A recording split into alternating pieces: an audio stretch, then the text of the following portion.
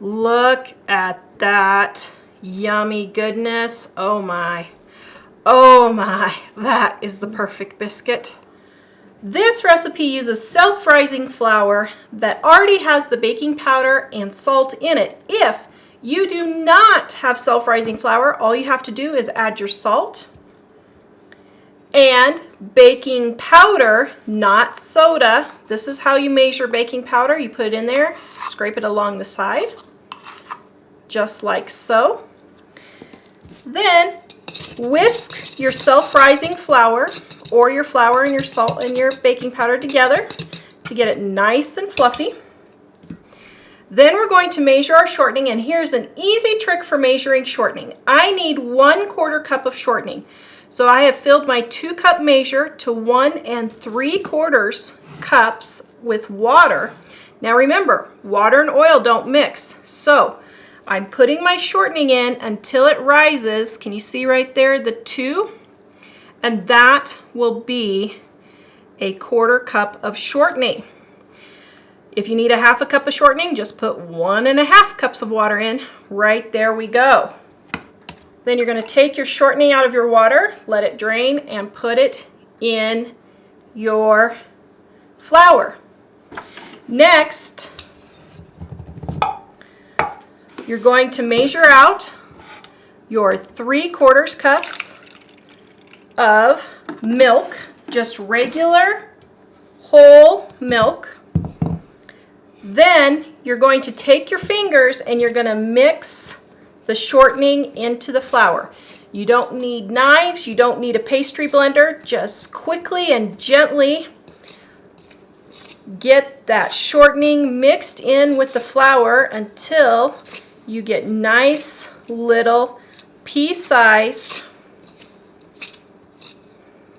clumps. See, it's pea-sized and smaller. That's absolutely perfect. Then we're going to pour in our milk and stir it around. Now you want this to be a fairly sticky dough. You don't want it too dry. If it's too dry, add 1 to 2 tablespoons of milk until you get it to a nice consistency. If it's too sticky, then just add a little extra flour. You're going to put this on your floured board or floured counter, and you're going to knead it just until it's nice and smooth. See how nice and smooth that is? Then you can use a rolling pin, but why dirty something that you don't need to dirty? Then you're going to press it out. You're going to take your biscuit cutter and push straight down and lift up. Look at that. That is absolutely perfect right there. Don't twist or turn. You want to just straight down and lift. If you don't have a biscuit cutter, don't worry, just pick off a piece of dough and just bring it together. Mine was a little falling apart there. Bring it together until you have a nice little biscuit like that. Okay? And then you can just make it with your hands. You don't even need a biscuit cutter.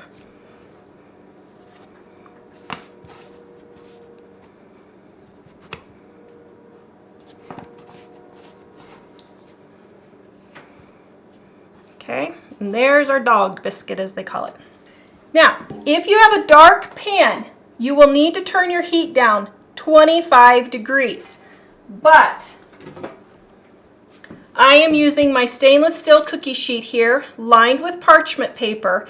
But if you're using a non-stick pan, make sure you turn it down 25 degrees, okay? Then you want to put your biscuits, for nice fluffy biscuits, put them so that they're touching. And when they're touching, they help each other rise and get all nice and beautiful. We're going to put this in a 500-degree oven. Yes, I said 500 degrees. That was not a mistake.